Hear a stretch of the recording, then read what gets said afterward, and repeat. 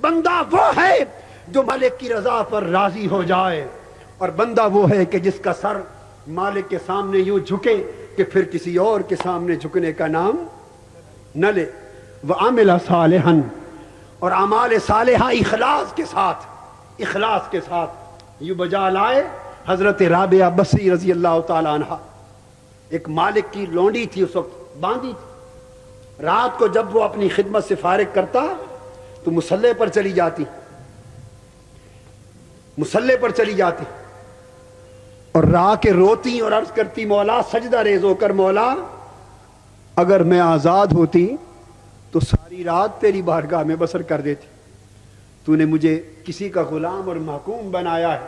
وہ جب مجھے آزاد کرتا چھوڑتا ہے تب تیرے حضور حاضر ہوتی ہے، مجھے معاف کر دیں۔ اس کا مالک اٹھا، آپ کا رات کو دائیں بائیں دیکھا نظر نہ آئی، سجدہ ریز پایا مصلے پر، یہ کلمات سنے تو رو پڑا۔ اس نے کہا رابعہ، حق تو یہ ہے کہ تو مالک ہو اور میں غلام بن جاؤں، تیرا اپنے مولا سے یہ تعلق اور میں مالک کی پہچان ہی بھول گئے۔ فرمایا آپ آج سے آزاد ہیں۔ حضرت رابعہ بصری رضی اللہ تعالیٰ عنہ آزاد ہو گئی۔ پھر اعمال صالحہ میں وہ ریاضت کی، وہ مجاہدہ کیا، وہ محنت کی، اعمال صالحہ میں اتنی محنت کی اور مالک کی رضا میں اتنی محنت کی کہ جب حج کے لیے گئیں تو روحانی طور پہ دیکھا کہ کعبہ حضرت رابعہ بصری کے استقبال کے لیے چلا رہا۔ روحانی طور پر کعبہ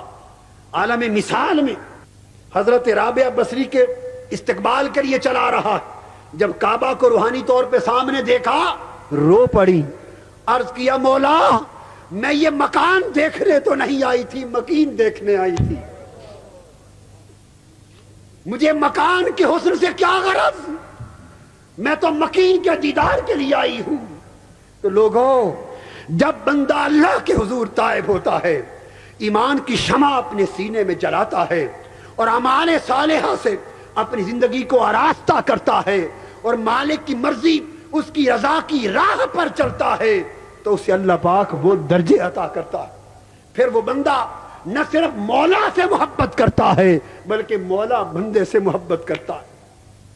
پھر تعلق بندے اور رب کے مابین تعلق کی کیفیت یہ ہو جاتی ہے کہ حضرت رابعہ بصریہ بیمار ہو گئی، بخار ہو گیا، سخت بیمار ہوئی۔ کسی نے پوچھا حضرت کیا وجہ بنی، بیمار کیوں ہو گئی؟ فرمایا ایک اس لیے، ایک روز میں قرآن مجید کی تلاوت کر رہی تھی اور میرے دل میں جنت کی خواہش پیدا ہو گئی، جنت کی خواہش پیدا ہو گئی۔ بس جنت کی خواہش پیدا ہونے کی دیر تھی، رب کائنات نے مجھے آواز دی، ندا دی اور ناراض ہو کر فرمایا رابعہ عشق کا دعویٰ ہم سے اور خواہش جنت کی۔ جو ہم سے محبت کرتے ہیں لوگوں، آئیے آج اس آخری بات کی روشنی میں اپنے احوال کا جائزہ لیں کہ اللہ والوں کا تو یہ حال ہے کہ جن کا اللہ سے تعلق ہو جاتا ہے وہ جنت کی طرف دھیان کرتے ہیں تو اوپر سے تنبیہ آتی ہے۔ اللہ والے وہ ہیں کہ جو دنیا کو آخرت پہ قربان کرتے ہیں اور آخرت کو مولا کی رضا پر قربان کرتے ہیں، مگر ہم تو مولا کو بھول گئے، پھر آخرت کو بھول گئے اور دنیا میں گم ہو گئے۔ آج کی رات ضرورت اس امر کی ہے کہ ہم اللہ کے حضور توبہ کریں، ایمان کی شمع اپنے سینے میں جلائیں اور آئندہ زندگی اعمال صالحہ کی راہ پر استوار کرنے کا فیصلہ کریں۔ یہ اعمال صالحہ کی زندگی لوگوں، آخری بات ذہن نشین فرما لو، انفرادی طور پر اعمال صالحہ ہماری زندگی میں نہیں آئیں گے، ہمیں دو طرح کی تبدیلیاں اپنی زندگی میں لانا ہوں گی۔ ایک تو آج سے یہ تہیہ کر لیں کہ ہم آخرت کو دنیا پر ترجیح دیں، آخرت کو دنیا پر ترجیح دیں۔ ایک طرف آخرت کا بلاوا ہو، ایک طرف دنیا کا، ہم دنیا کے بلاوے کو تج کر دیں آخرت کے بلاوے پر،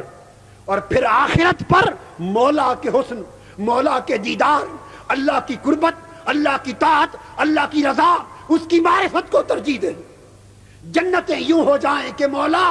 ہمیں ایسا بندہ بنا کہ دنیا آخرت پہ قربان ہو جائے اور آخرت تیری رضا پر قربان ہو جائے۔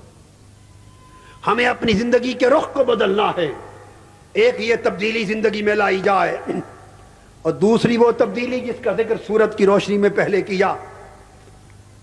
کہ ہم اس دنیا کے نظام کو بدلنے کے لیے ایک انقلاب ہم اپنی جسم اور زندگی کے اندر لائیں، ایک انقلاب ہم اپنے معاشرے کی زندگی کے اندر لائیں، تاکہ اس معاشرے کا ہر فرد بھی اللہ کا بندہ بن جائے اور پورا نظام بھی اللہ کی بندگی کے تابع آ جائے۔ رب ذوالجلال کی عزت کی قسم، ہم لوگ انفرادی طور پر بھی ایمان کی راہ پر نہیں کفر کی راہ پر جا رہے ہیں، جنت کی راہ پر نہیں جہنم کی راہ کی طرف جا رہے ہیں، اللہ کی فرما برداری کی راہ کی طرف نہیں اللہ کی نافرمانی کی طرف جا رہے ہیں، فلاح کی طرف نہیں تباہی بربادی کی طرف جا رہے ہیں۔ اور ہم سے ابتر حال ہماری اولادوں کا ہوگا۔ 27ویں کی رات اللہ کے حضور توبہ کے لیے آ کے بیٹھنے والوں، ذرا ایک نظر پلٹ کر اپنے گھر کی چار دیواری کی طرف کرو، ہمارا حال کتنا ابتر ہے، اور پھر ہماری اولادیں ہم سے بھی بڑھ کر دین سے دور نہیں ہوتی جا رہی۔ ماں باپ اگر کسی پیر کے مرید ہیں، اولاد مرید نہیں رہی، ماں باپ نماز پڑھنے والے ہیں، ہماری اولاد نمازی نہیں رہی، والدین قرآن کی تلاوت کرنے والے ہیں، ہماری اولاد تلاوت کرنے والی نہیں رہی، والدین اگر دیندار ہیں، اولاد دین سے دور جا رہی ہے۔ ارے سوچو، قیامت کے دن صرف ہم سے ہمارا حساب نہیں، ہمارے بیوی بچوں کا بھی حساب لیا جائے گا۔ قوا انفسکم واہلیکم نارا، خود کو دوزخ سے بچاؤ، بیوی بچوں کو دوزخ سے بچاؤ، اپنی اولادوں کو بچاؤ، ہم کہیں دوزخ کا ایندھن نہ بن جائیں۔ گھروں کے ماحول کو بدلو، اولاد کو راہ پر لگاؤ، گھروں کو اعمال صالحہ کا مرکز بنا دو، گھروں میں اللہ کی محبت کا سبق دو، عشق مصطفیٰ کا سبق دو، قرآن کا غلغلہ گھروں میں بپا کرو، دین کا درس دو، اپنی اولاد کو اپنے ساتھ مصلوں پر کھڑا کیا کرو، خود اٹھا کر قرآن اولاد کو پڑھنے کے لیے دیا کرو، نماز کا خبر لیا کرو، گھر کو دین کا مرکز بناؤ، کفر کے مرکز کی طرف نہ لے جاؤ۔ ہمیں اپنے اندر انقلاب لانا ہے، نمبر 2 اپنے گھروں کے اندر انقلاب لانا ہے، اور نمبر 3 اپنے معاشرے کے اندر انقلاب لانا ہے۔ اگر معاشرہ اسی طرح کفر کی راہ پر رہا، نظام ظالمانہ رہا، کافرانہ رہا، امریکہ کا رہا، طاغوتی رہا، تو ہمارے گھر اجڑ جائیں گے، ویران ہو جائیں گے۔ جس طرح آپ ہر روز اپنے گھر کی صفائی کریں، ہر روز صفائی کریں، 3 بار صفائی کریں گھر کی، مگر باہر آپ کی گلی اور محلے میں گندگی کے ڈھیر لگے رہیں، غلاظتوں کے ڈھیر لگتے جائیں،